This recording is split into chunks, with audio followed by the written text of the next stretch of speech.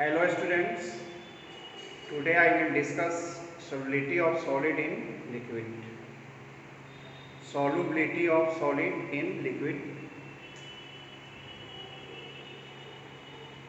Solubility of solid in a liquid. Last video में आपने unsaturated, saturated और super saturated solution के बारे में पढ़ा। अगर आपसे आज मैं पूछूं कि सुपर सैचुरेटेड सॉल्यूशन क्या है, तो हो सकता है कि बहुत सारे स्टूडेंट इसका उत्तर न दें, क्योंकि रिवीजन जब तक नहीं करेंगे, आप पूरा केयरफुली जब तक नहीं पढ़ेंगे, तब तक उनके पास यह रहने वाला है नहीं। अब आपका हम टेस्ट एक ले रहे हैं, तब इस टॉपिक को हम शुरू करेंगे। आपको बताना है कि आपका सॉल्यूशन जो होगा वह कैसा होगा, इसके बारे में आपको खुद बताना है। सपोज कीजिए कि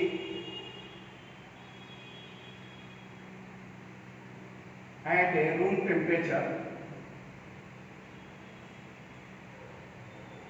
maximum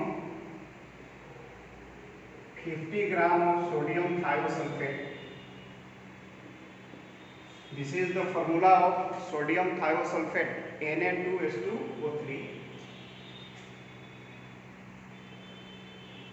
can dissolve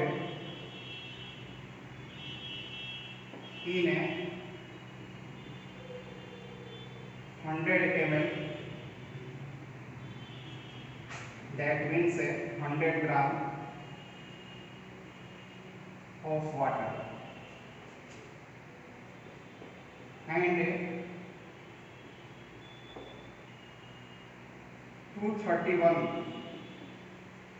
gram of sodium thiosulfate can dissolve in a 100 ml or 100 gram of water at 100 degrees C. Clear? यहाँ पर आप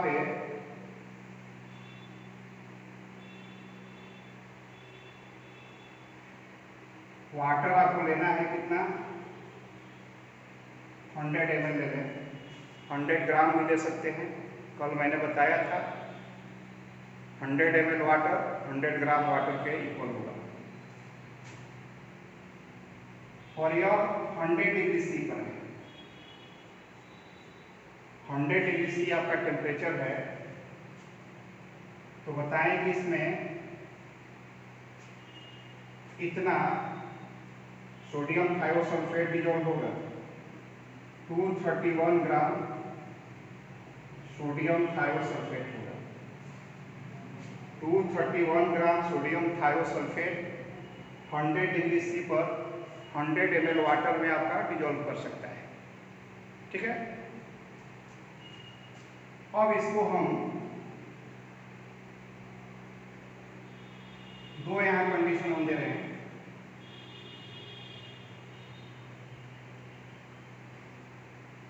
यहाँ पर लिख दिए कूल्ड, और यहाँ पर हम लिख रहे हैं कूल्ड स्लोली। अब आपको बताना है कि यहाँ जो सॉल्यूशन आपका बनेगा यह कैसा सॉल्यूशन होगा, और इस कंडीशन में जो सॉल्यूशन बनेगा वो आपका कैसा सॉल्यूशन होगा। पर मैंने आपको बताया था कि अगर एकाएक इसको ठंडा किया जाए तब क्या होगा, और धीरे धीरे ठंडा किया जाए तब क्या होगा। अगर इसको एकाएक ठंडा आप कर देंगे तो जितना एक्सेस, अब सपोज कीजिए कि इसको हम कूल करके कहाँ ला रहे हैं, रूम टेम्परेचर पर ला रहे हैं, 100 डिग्री सी से रूम टेम्परेचर पर ला रहे हैं, एक क्विकली और एक स्लोली। तो जब आप क्विकली कूल्ड करेंगे, एकाएक आप कूल करेंगे, तो बताइए कि इसका कैपेसिटी है 50 ग्राम सोडियम थायोसल्फेट डिजोल्व करने का, और इसमें 231 ग्राम आपका डिजोल्व है। अगर उसको एकाएक कूल करेंगे तो जितना एक्सेस सॉल्यूट है वह क्रिस्टलाइज हो जाएगा। जितना एक्सेस सॉल्यूट है वह क्या होगा, क्रिस्टलाइज हो जाएगा। और उस स्थिति में आपको कल मैंने बताया था कैसा सोल्यूशन बनेगा, सैचुरेटेड सोल्यूशन बनेगा। और इसको धीरे धीरे धीरे धीरे आप कूल करेंगे तो बताओ कि इसमें कितना होगा, बोलिए 231 ग्राम सोडियम थायोसल्फेट इस सॉल्यूशन में आपका होगा। कब, जब स्लोली कूल्ड करेंगे तब। मेरी बात फॉलो कर रहे हो? तो इस स्थिति में जब स्लोली कूल करेंगे तो ये सॉल्यूशन आपका कैसा होगा, सुपर सैचुरेटेड। अगर तेजी से कूल कर दिए तो जितना एक्सेस आपका सॉल्यूट था वह है सॉल्यूशन से क्या हो जाएगा, बाहर हो जाएगा।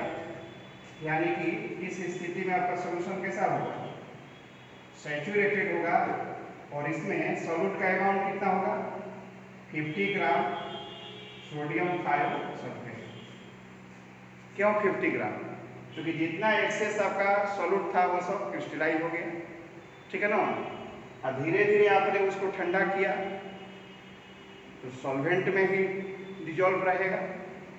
मेरी बात फॉलो कर रहे हो?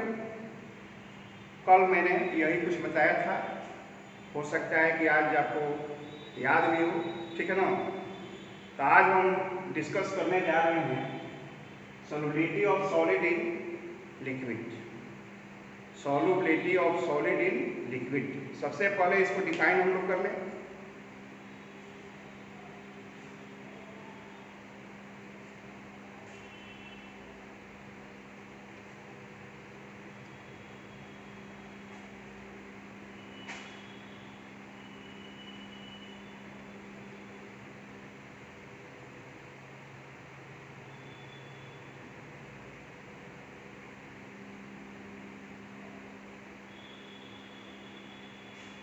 और एक बात याद रखना चाहिए कि super saturated solution unstable nature का होता है। उसमें आप सॉल्यूट का एक छोटा भी पार्टिकल डाल देंगे तो क्रिस्टलाइजेशन होने लगता है, ठीक है ना। यानी कि अनस्टेबल है। Solubility of solid in liquid, इसको पहले डिफाइन कर लिया जाए। The amount of solute,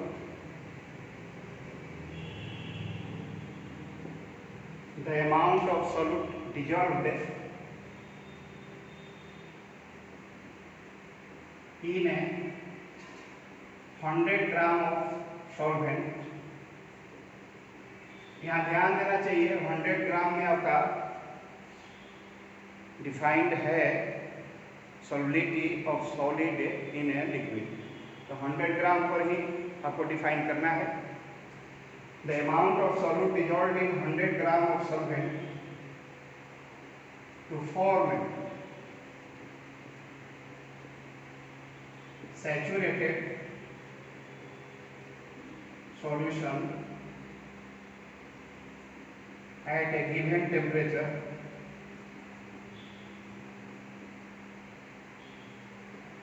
is called a solubility of solid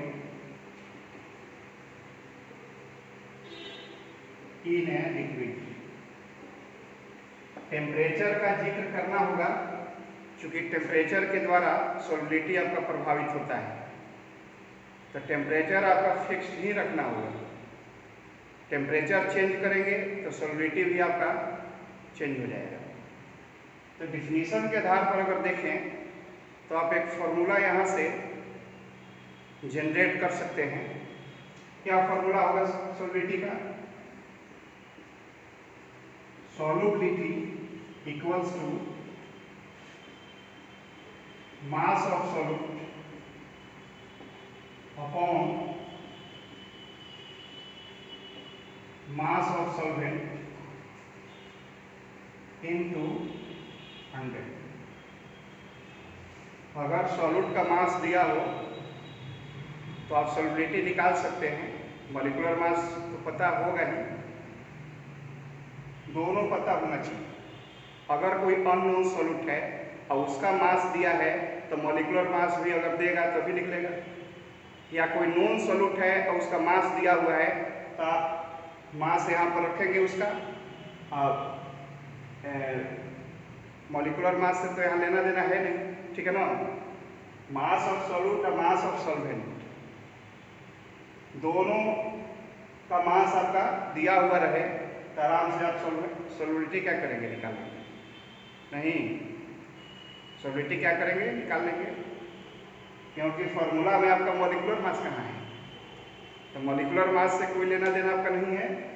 mass of solute upon mass of solvent into कितना, 100, ठीक है।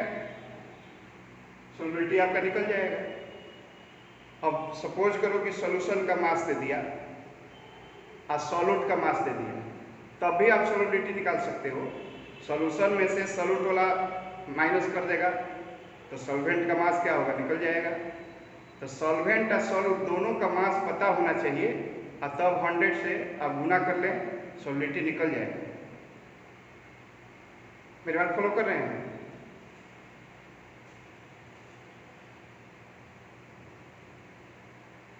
अब क्वेश्चन मान लीजिए कि आपका दे दिया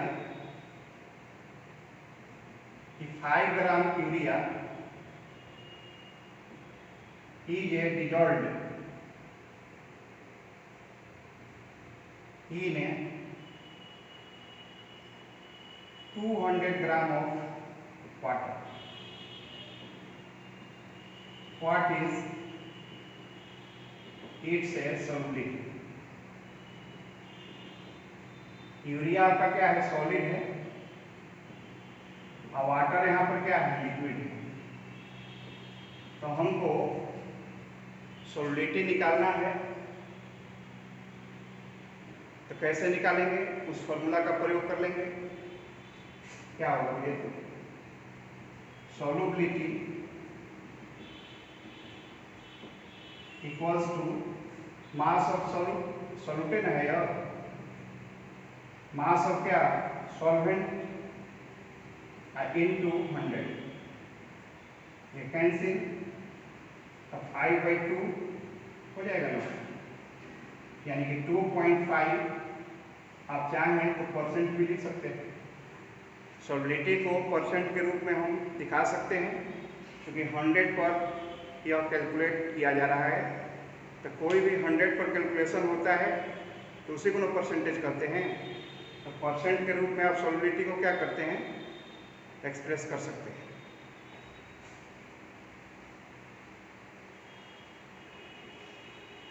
अब देखिए, मोलालिटी आपने पढ़ा था, थोड़ा सा हम उस पर जिक्र करना चाहेंगे। मोलालिटी को सॉल्युबिलिटी के टर्म में एक्सप्रेस किया जा सकता है। अगर सॉल्युबिलिटी दिया हुआ रहे तब हम कैसे मोलालिटी निकालेंगे, आराम से निकल जाएगा। देखिए, मोलालिटी बराबर क्या होता है,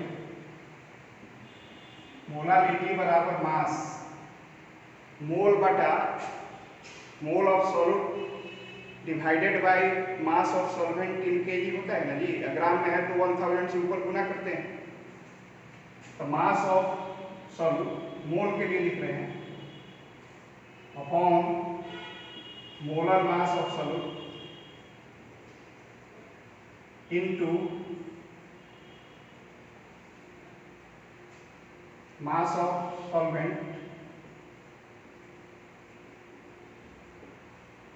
इनटू कितना, 1000। यहाँ पर मास ऑफ सॉल्वेंट किसमें होना चाहिए, ग्राम में। ग्राम में रहेगा तो ऊपर में आपको 1000 से मल्टीप्लाई कर लेना है। अब देखो जरा गौर करो, मास ऑफ सॉल्यूट, ठीक है, इसको ऐसे हम लिख रहे हैं 1 molar mass of solute into, अब इसको ले लें, मास of solute upon mass of solvent, ठीक, इंटू 100 इंटू 10 कर सकते हैं। 100 में 10 से मल्टीप्लाई कर देंगे तो 1000 के लिए लिखा जा सकता है। आप चाहें तो 10 यहाँ ला सकते हैं, यहाँ 10 कर देंगे। 10 by molecular mass of solute into mass of solute by mass of solvent into 100। और बताओ कि इसके लिए क्या लिख सकते हैं? Solubility, mass of solute upon mass of solvent into 100, यही तो सॉल्युबिलिटी है। तो इसके लिए सॉल्युबिलिटी लिखा जा सकता है। तो हो गया 10 गुना क्या, solubility divided by molar mass और molecular mass, molar mass of solute. ये आपका मोलारिटी हो जाएगा किसके टर्म में? सॉल्युबिलिटी के टर्म में। You can express molality in terms of solubility as molality equals to 10 into solubility upon molar mass of solute. Understand?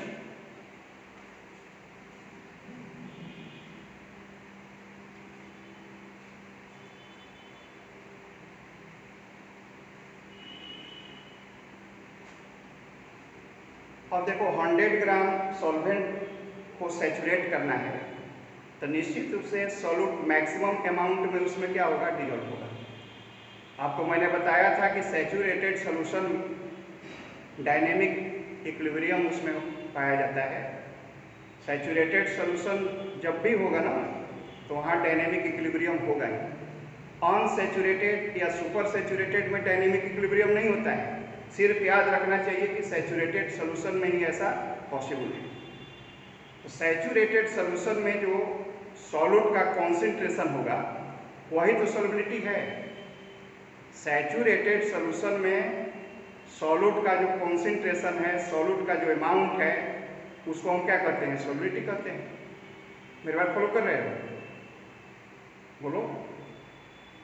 Saturated solution में solute का कॉन्सेंट्रेशन को सॉल्युबिलिटी कहा जाएगा, क्योंकि मैक्सिमम अमाउंट है। उतना अमाउंट अगर 100 ग्राम सॉल्वेंट में आप ऐड कर देंगे तो नेचुरली आपका सैचुरेटेड सॉल्यूशन बन ही जाना है।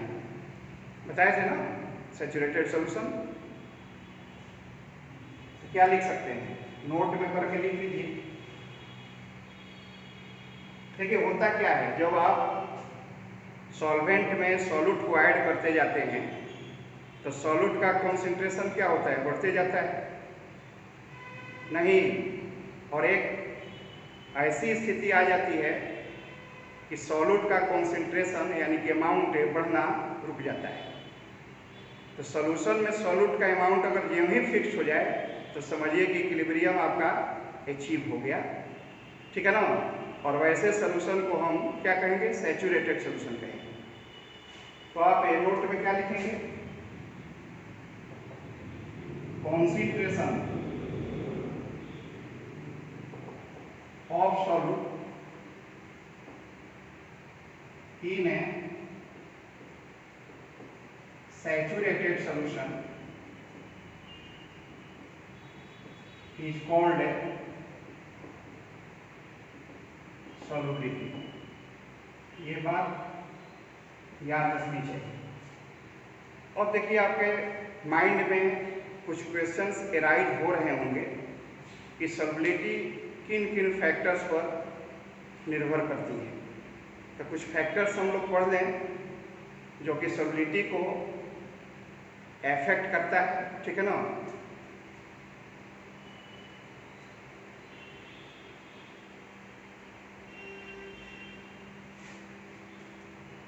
Factors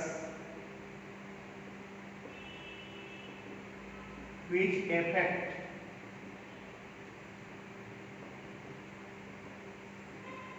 solubility of solid in liquid। आपने पढ़ा था solubility of gas in liquid, वैसे ही आपको पढ़ना है solubility of solid in liquid। तो सबसे पहला फैक्टर है nature of solute and solvent. General principle आपने सॉलिडिटी का पढ़ा था, याद है, लाइक डिजॉल्व्स लाइक। पहला फैक्टर होगा आपका nature of solute and solvent. General principle क्या है सॉलिडिटी का? लाइक डिजॉल्व से लाइक, पहले भी डिस्कस कर चुके हैं। Polar solute dissolves in polar solvent and non polar solute dissolves in non polar solvent. For example,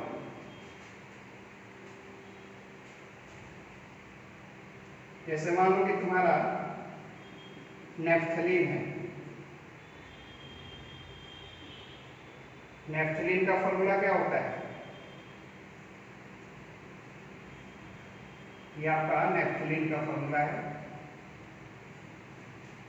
carbon hydrogen को इसमें हम छिपा दिए हैं।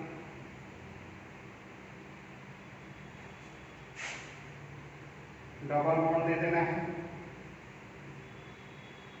इसको ऐसे भी लिख सकते हैं, दो ठो बेंजीन रिंग, ये बेंजीन रिंग हो गया, ये भी बेंजीन रिंग।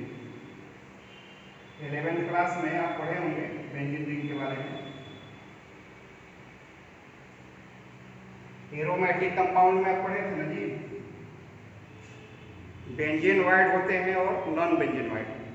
तो जिसमें बेंजीन रिंग हो उसको बेंजीनवाइड कहते हैं 11th क्लास के आधार पर। तो इसमें दो दो बेंजीन रिंग है और दोनों फ्यूज है, सटा हुआ है, ठीक है ना। फ्यूज भी हो सकता है, आइसोलेटेड भी हो सकता है। तो फ्यूज है, दोनों एक दूसरे से चिपका हुआ है। मेरी बात फॉलो कर रहे हो? ये किसका फॉर्मूला है? वो ये आपका नेफ्थलीन है। Anthracene,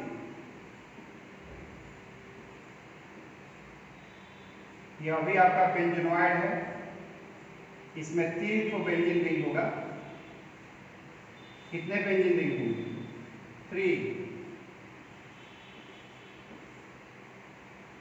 3 benzene ring. या इसको ऐसे भी दिखा सकते हैं,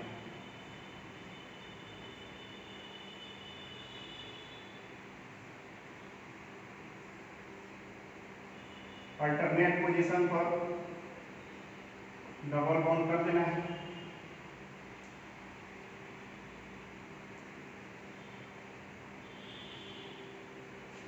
प्रत्येक कार्बन के साथ 4 बॉन्ड्स होने चाहिए। अब देखो इस सब जगह हाइड्रोजन है, 1 2 3 4, यहाँ कर दे 5 6 7 8 9 10। अब यहाँ तो हाइड्रोजन होगा नहीं, 4 बॉन्ड पूरा हो गया है ना, 2 3 1 4। तो आप यहाँ पर अगर हाइड्रोजन जोड़ रहे हैं तो ये बिल्कुल पॉसिबल नहीं है। कार्बन 5 बॉन्ड तो बनाएगा नहीं, ये पॉसिबल आपका नहीं है, ठीक है। तो कितना इसमें कार्बन है देखिए, गिन लीजिए, 1 2 3 4 5 6 7 8 9 10 हो जाएगा ना। 11 12 13 14 कार्बन एटम्स हैं और हाइड्रोजन देखिए 1 2 3 4 5 6 7 8 9 10। तो इसका जो मॉलिक्यूलर फॉर्मूला होगा क्या होगा? C14H10। इसको आप लिख सकते हैं C14H10। अब बताइए कि नेफ्थलीन में कितने कार्बन मिलेंगे, सोच समझ करके बताना है। तो नेफ्थलीन में देखिए 1 2 3 4 5 6 7 8 9 10, C10H एक यहाँ होगा, 1 2 3 4 5 6 7 8। तो C10H8 जो मॉलिक्यूलर फॉर्मूला होगा वह नेफ्थलीन का होगा और एंथ्रासीन का मॉलिक्यूलर फॉर्मूला होगा C14H10। अंडरस्टैंड? ये दोनों नॉन पोलर कंपाउंड्स हैं। कैसा कंपाउंड है? नॉन पोलर है। एरोमेटिक हाइड्रोकार्बन्स हैं। हाइड्रोकार्बन पढ़े हैं ना, जो कार्बन और हाइड्रोजन से बनते हैं उसको हम हाइड्रोकार्बन कहते हैं। और चूंकि इनमें बेंजीन रिंग आपका मौजूद है तो निश्चित रूप से नेचर तो इनका एरोमेटिक होगा, तो इनको हम एरोमेटिक हाइड्रोकार्बन या एरीन कह सकते हैं। एरीन भी इनको कहा जा सकता है। ऑर्गेनिक में आप पढ़ेंगे तो काफ़ी डिटेल्स में पढ़ाया जाएगा इसको। यह भी क्या है? वो नॉन पोलर। यह भी क्या है? नॉन पोलर है। शुगर फॉर्मूला क्या होता है जी? C12H22O11। ये आपका पोलर है। NaCl, इसमें Na पर प्लस और Cl पर माइनस आयनिक कंपाउंड है, या इसको हम पोलर भी कह सकते हैं। ठीक, तो ये सब सॉल्यूट्स हैं। और सॉल्वेंट में हम ले रहे हैं, बोलिए, सॉल्वेंट के रूप में हम ले रहे हैं वाटर। तो वाटर भी आपका कैसा मॉलिक्यूल है? पोलर है। ऑक्सीजन हाइड्रोजन की इलेक्ट्रोनेगेटिविटी को कंपेयर करेंगे तो ऑक्सीजन पर पार्शियल निगेटिव, ज़्यादा इलेक्ट्रोनेगेटिव है, और इस पर पार्शियल पॉजिटिव, इस पर भी पार्शियल क्या होगा? पॉजिटिव। तो बताओ कि H2O कैसा सॉल्वेंट है? पोलर है। H2O आपका पोलर सॉल्वेंट है। और जनरल जो आपका प्रिंसिपल है, लाइक डिजॉल्व्स लाइक, तो तुम ही बता सकते हो जो कौन किस में घुलेगा और कौन किस में नहीं घुलेगा। बेंजीन ले लो, this is the formula of benzene. ये आपका बेंजीन है। और बेंजीन कैसा है? Non polar, non polar solvent. अब बताइए लाइक डिजॉल्व्स लाइक प्रिंसिपल के आधार पर क्या होना चाहिए? तो आप कह सकते हैं कि शुगर और NaCl तो वाटर में रेडिली डिजॉल्व हो जाएंगे, लेकिन बेंजीन में होगा? बेंजीन में नहीं होगा। नेफ्थलीन और एंथ्रासीन बेंजीन में डिजॉल्व हो जाएंगे, लेकिन वाटर में नहीं होंगे। तो ये बिल्कुल आसान है कि लाइक डिजॉल्व्स लाइक। पोलर अगर सॉल्यूट है तो पोलर में डिजॉल्व करेगा, नॉन पोलर है तो नॉन पोलर में डिजॉल्व करेगा। क्लियर हो गया? तो क्या लिख सकते हैं?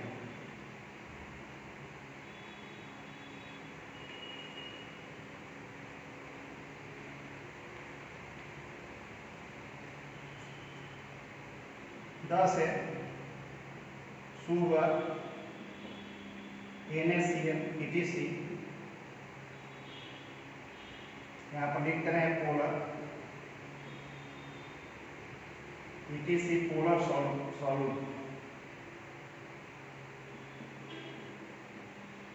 Polar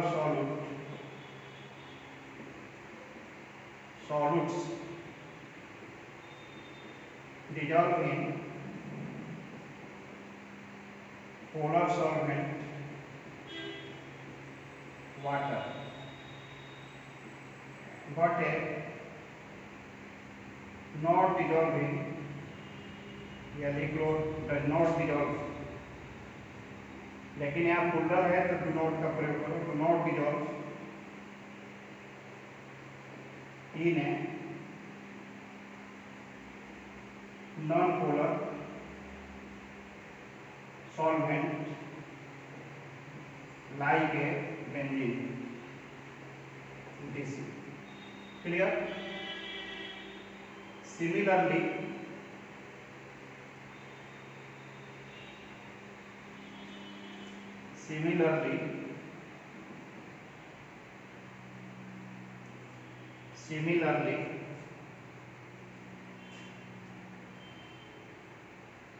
anthracene, naphthalene, ETC non polar solutes dissolving non-polar solvent like a benzene etc, but not in polar solvent like a water. यहाँ तक समझ में आ गई? तो ये बिल्कुल जनरल प्रिंसिपल है, लाइक डिजॉल्व्स लाइक, ठीक है। तो यहाँ पर एंथ्रासीन, नेफ्थलीन ये सब नॉन पोलर सॉल्यूट्स हैं, नॉन पोलर सॉल्वेंट में डिजॉल्व कर जाएंगे। लेकिन इसी को अगर वाटर में आप डिजॉल्व करना चाहेंगे तो नहीं होगा, ठीक है ना। सिमिलरिटी होनी चाहिए। अगर सॉल्यूट और सॉल्वेंट के बीच में सिमिलरिटी है तब डिजोल्यूशन होगा, और दोनों का नेचर अगर अलग है तब कहाँ से होगा। अगर लोहा को काटना हो तो लकड़ी से थोड़े कटेगा, लोहा को काटने के लिए लोहा की ही आवश्यकता होगी, छेनी जिसको कहते हैं, किससे बनता है? लोहा से। तो पोलर को अगर डिजोल्व करना है तो सॉल्वेंट पोलर होना चाहिए, नॉन पोलर को डिजोल्व करना है तो सॉल्वेंट आपका नॉन पोलर होना चाहिए। आप लोग लिख लीजिए, ठीक है ना।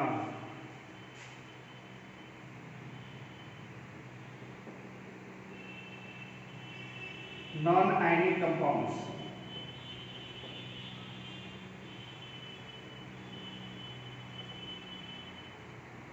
Are soluble in water due to hydrogen bonding. जैसे मान लो कि इथाइल अल्कोहल, इथाइल अल्कोहल कैसा कंपाउंड है? नॉन आयनिक है, वाटर में सोलुबल है। क्यों है? क्योंकि वाटर मॉलिक्यूल के साथ यह है क्या बना लेता है? हाइड्रोजन बॉन्ड बना लेता है। कौन बॉन्ड? हाइड्रोजन बॉन्ड, जिसके कारण इथाइल अल्कोहल वाटर में क्या है? सोलुबल है। बात समझ में आ गई? दूसरा चीज आपको याद रखना है, ionic compounds, ionic compounds are generally soluble in water। क्योंकि आयनिक कंपाउंड पोलर नेचर के हैं, वाटर भी आपका पोलर सॉल्वेंट है, तो लाइक डिजॉल्व्स लाइक से ऐसा कुछ हो जाएगा। अब देखिए दूसरा जो फैक्टर है वह है टेम्परेचर। सेकेंड जो फैक्टर है आपका temperature.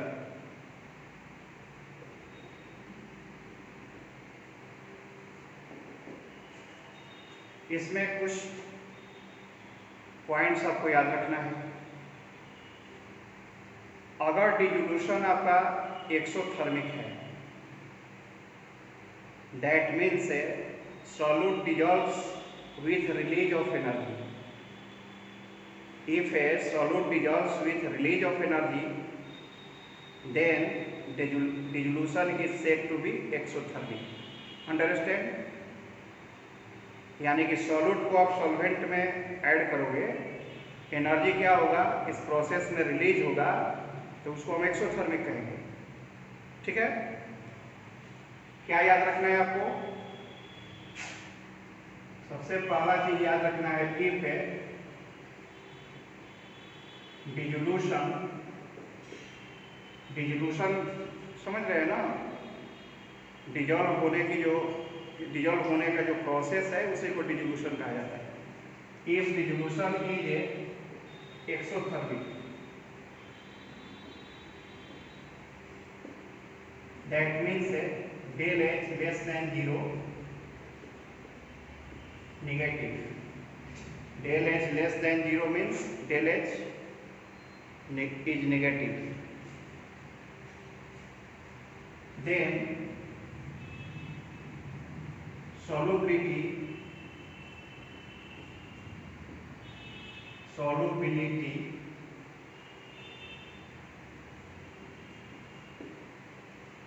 inversely proportional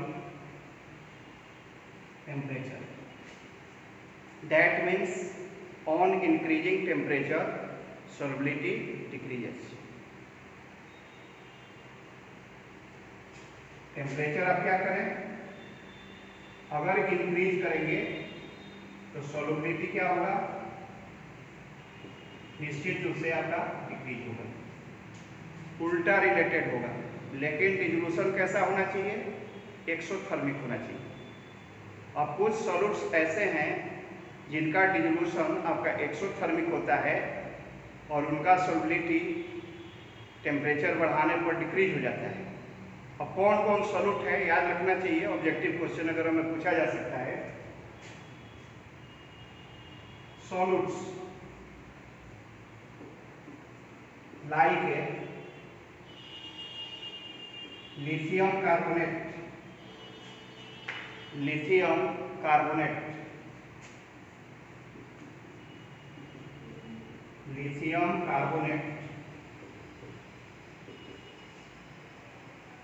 cerium sulphate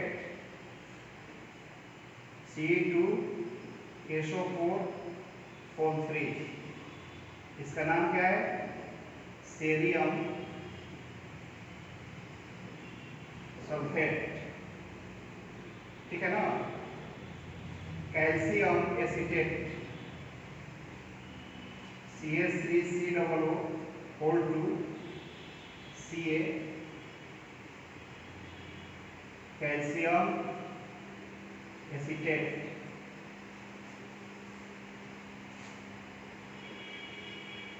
calcium chromate, what is the formula of calcium chromate, CaCrO4। Sodium carbonate monohydrate, this is the formula of sodium carbonate monohydrate. Sodium carbonate monohydrate, mono means one होता है, one water molecule है तो one के लिए mono, H2O के लिए hydrate.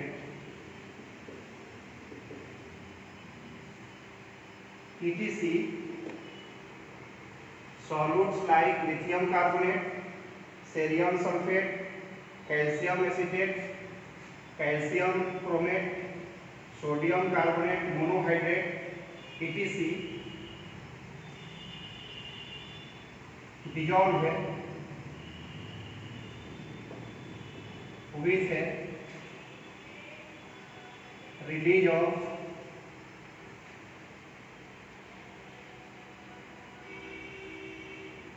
heat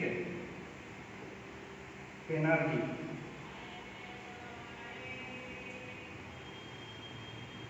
ETC dissolve with release of energy, heat energy। Then their solubility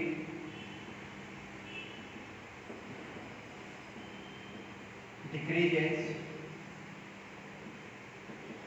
with rise of temperature। Temperature बढ़ा देने पर इनकी सॉल्युबिलिटी क्या होगी, डिक्रीज कर जाएगी। लिक्विड में ऐसे सॉलिड की सॉल्युबिलिटी आपका डिक्रीज करेगी जब आप टेम्परेचर क्या करेंगे, इंक्रीज करेंगे। क्यों, क्योंकि इनका डिसोल्यूशन कैसा है, एक्सोथर्मिक है। तो ये बिल्कुल, अगर आपको डिसोल्यूशन पता है ये कैसा है तो आप टेम्परेचर के प्रभाव को इजीली बता सकते हैं। अब इसको आप एक्सप्लेन कर सकते हैं ली चैटलियर प्रिंसिपल जो आप 11th में पढ़े थे।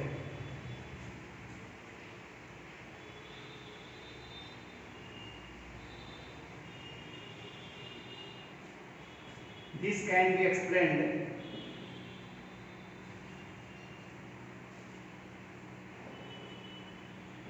on the basis of Le Chatelier's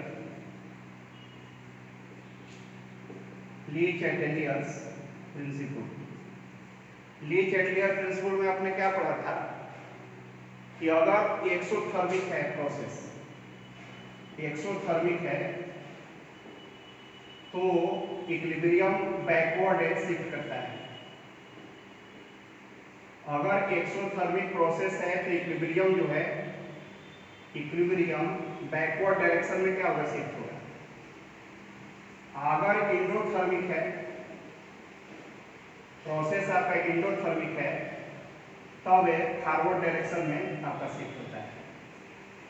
ये दो चीज़ें आप 11th में पढ़ चुके हैं, ठीक है ना, डिटेल्स के साथ वहाँ पर पढ़ाया गया था। सिर्फ आपको याद रखना चाहिए कि एक्सोथर्मिक प्रोसेस में इक्विलिब्रियम बैकवर्ड होगा, अगर इंडोथर्मिक है तो फॉरवर्ड होगा। ये की पॉइंट है, इसको याद रखना है। अब देखिए इसमें होगा क्या, इसको मिटा दें।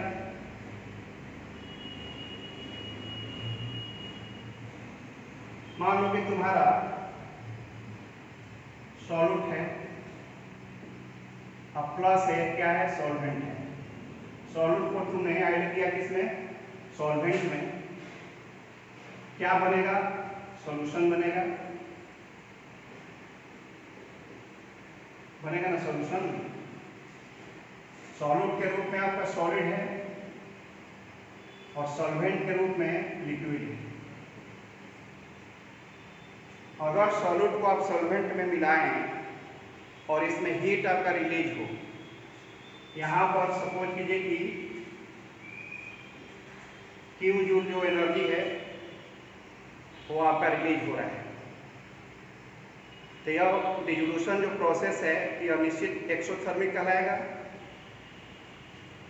अब टेम्परेचर आप क्या करेंगे, टेम्परेचर आप इंक्रीज करेंगे, टेम्परेचर इंक्रीज करेंगे तो बताओ कि इक्विलिब्रियम जो है वो किधर शिफ्ट होगा, शिफ्ट इन बैकवर्ड,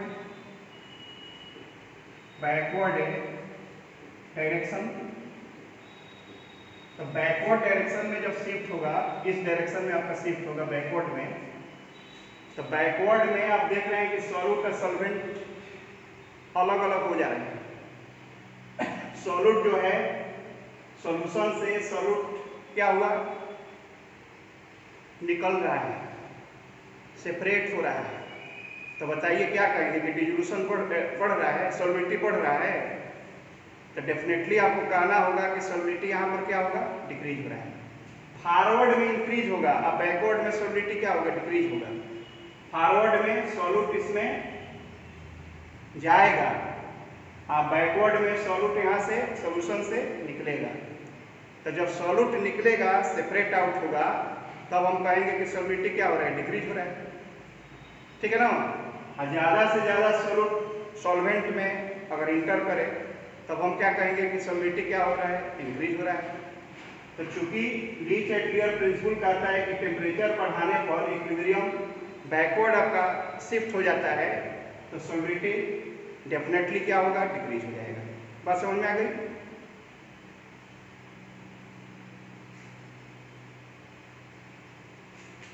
दूसरा चीज आपको याद रखना है, सेकेंड नंबर चीज क्या याद रखना है। अब देखिए आपको क्या याद रखना होगा, if dissolution is endothermic, that means solute dissolves with absorption of heat, then solubility of solid in liquid increases with increase in temperature. Solubility proportional to temperature, that means temperature increases, solubility increases. अगर temperature आपका increase होगा तो solubility भी क्या होगा, आपका increase कर जाएगा। मेरी बात फॉलो कर लिए। लेकिन ऐसा कब होगा, जब डिसोल्यूशन आपका कैसा हो, एंडोथर्मिक हो, हीट एब्जॉर्ब हो रहा हो। अब जैसे मान लो कि NaCl है, अब उसको तुम वाटर में मिला दो तो सॉल्यूशन तुमको ठंडा महसूस होगा, छू करके भी महसूस कर सकते हो। तो ठंडा क्या इंडिकेट कर रहा है, इस प्रोसेस में हीट आपका एब्जॉर्ब हुआ है, ठीक है ना। हीट क्या हुआ, एब्जॉर्ब हो गया। तो हीट एब्जॉर्ब होगा तो टेम्परेचर बढ़ाने पर सॉल्युबिलिटी इंक्रीज करेगा। किस प्रिंसिपल के आधार पर, ली चैटलियर प्रिंसिपल के आधार पर, क्योंकि इक्विलिब्रियम आपका फॉरवर्ड शिफ्ट हो जाएगा।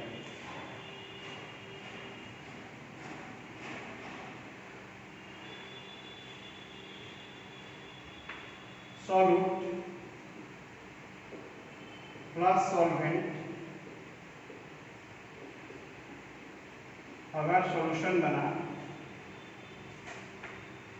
और इस प्रोसेस में हीट आपका एब्जॉर्ब हुआ, प्लस क्यू यहाँ पर लेफ्ट साइड में है, that means heat energy is absorbed in this process. तब क्या होगा, ऑन ए ली चैटेलियर्स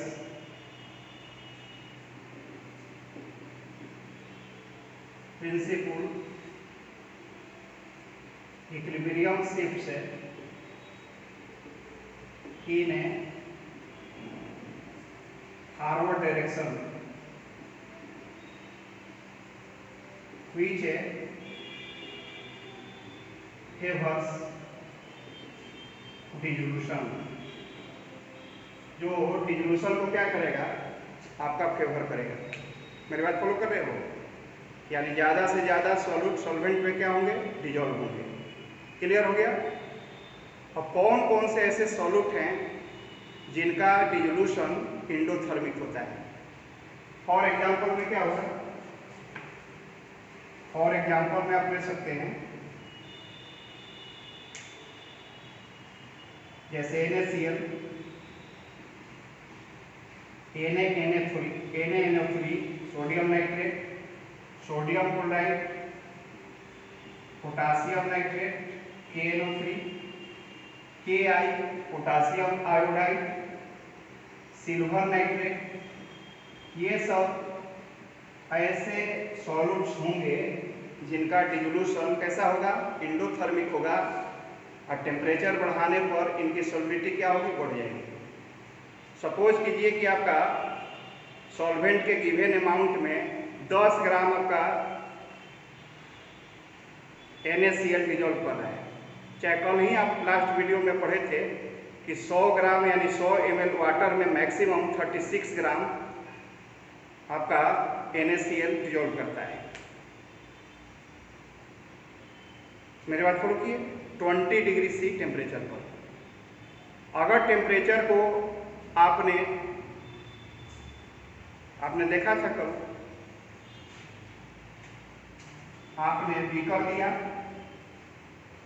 और इस बीकर में आपका 100 ml क्या है, वाटर है। अब इसमें आपने डाल दिया NaCl, कितना ग्राम, 40 ग्राम। यह वाटर आपका 20 डिग्री C पर है, तब 40 ग्राम NaCl जब इसमें ऐड करेंगे तो 36 ग्राम में डिजोल्व कर सकता है। जो एक्स्ट्रा आपका 4 ग्राम है, मैंने कल बताया था कि सेटल हो जाएगा, यानी इस कंटेनर के बॉटम में जाकर के बैठेगा। लेकिन जब टेम्परेचर सपोज कीजिए कि आपने 20 डिग्री से 50 डिग्री C कर दिया, तो जो आपका डिजोल्व है, अनडिजोल्व जो सॉल्यूट है, वो अभी इसमें डिजोल्व हो जाएगा। इसका मीनिंग क्या निकला कि टेम्परेचर बढ़ाने पर इसका सॉल्युबिलिटी क्या होता है, बढ़ता है, क्योंकि NaCl को जब हम डिजोल्व करेंगे तो इस प्रोसेस में आपका हीट क्या होगा, एब्जॉर्ब होगा। तो जब हीट एब्जॉर्ब होगा तो स्वाभाविक है कि वहां पर सॉल्युबिलिटी क्या होगी, इंक्रीज कर जाएगी। तो आपने देखा कि कुछ सब्सटेंस का सॉलिडिटी टेम्परेचर इंक्रीज करने पर बढ़ता है, कुछ का सॉलिडिटी टेम्परेचर इंक्रीज करने पर घटता है, डिक्रीज करता है। कुछ ऐसे भी सब्सटेंस हैं जिनमें कोई रेगुलर ट्रेंड नहीं मिलता है। ऐसा नहीं है कि सॉलिडिटी रेगुलरली इंक्रीज करे या चाहे डिक्रीज करे, इंक्रीज भी होगा और डिक्रीज भी होगा, दोनों हो सकता है। इस पर आप ध्यान दें।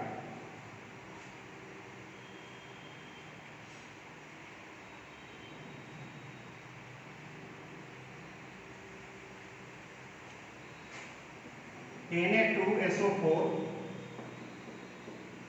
10H2O, इसमें 10 मॉलिक्यूल्स वाटर ऑफ क्रिस्टलाइजेशन है। देखो above 32.4 डिग्री सी यह वाटर ऑफ क्रिस्टलाइजेशन को लॉस कर देता है, एनहाइड्रस बन जाता है, Na2SO4 में कन्वर्ट हो जाएगा। अब बिलो 32.4 डिग्री सी इस फॉर्म में होगा, यानी कि यह अपना फॉर्म बदल देता है above 32.4 डिग्री सी। इस टेम्परेचर को हम ट्रांजिशन टेम्परेचर कहते हैं। कौन टेम्परेचर? Transition temperature.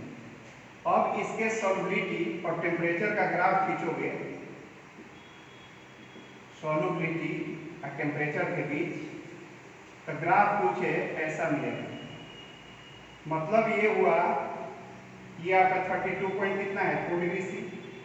इसके पहले इसका सॉल्युबिलिटी क्या हो रहा है, टेम्परेचर बढ़ाने पर बढ़ रहा है, और इसके बाद टेम्परेचर बढ़ाने पर आपका सॉल्युबिलिटी क्या हो रहा है, बढ़ रहा है।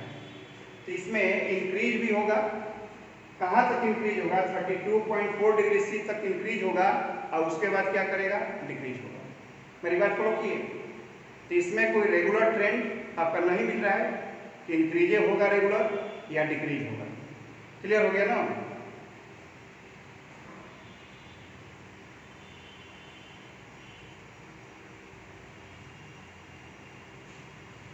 अब नेक्स्ट आपको ध्यान रखना है तीसरा नंबर फैक्टर में प्रेशर। थर्ड नंबर में आपका क्या है, प्रेशर। याद रखो कि प्रेशर का कोई सिग्निफिकेंट इफेक्ट सॉलिड के सॉल्युबिलिटी पर नहीं पड़ता है। आप कह सकते हो कि pressure has no effect on solubility of solid in liquid because both are highly incompressible। Solid भी आपका काफ़ी इनकम्प्रेसिबल है और लिक्विड भी होता है, इसलिए प्रेशर के द्वारा आप सॉल्युबिलिटी में कोई चेंज नहीं ला सकते हैं। तो क्या लिख सकते हैं? There is no effect of a pressure on a solubility of solid in a liquid because solid as well as liquid are highly incompressible in a compressible। Understand? तो ऐसा पूछा जा सकता है कि सॉलिड के सॉलिडिटी पर प्रेशर का क्यों प्रभाव नहीं पड़ता है, यानी कि इतना स्लाइटली प्रभाव भी अगर होगा भी तो इतना कम होगा कि उसको आप नेग्लेक्ट करेंगे। इसीलिए मैंने लिखा कि there is no effect of pressure on solidity of solid in liquid, क्योंकि सॉलिड और लिक्विड दोनों हाईली क्या होते हैं, इनकम्प्रेसिबल होते हैं। क्लियर? तो आज ये इतना भी पढ़ना था। अब अगले वीडियो का इंतजार करें। धन्यवाद।